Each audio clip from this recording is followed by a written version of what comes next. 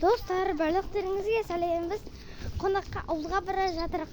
Біз Ескендірмен Раяна екеуміз, Айсана үшеуміз Ескендірмен жаңа игнор жасаймыз. Мен Ескендірмен қатты FIFA ойнауды жақсы көремін. Сондықтан Жана мен Ескендірге кеше игнор жасаймыз деп шешкенбіз. Кешегі 7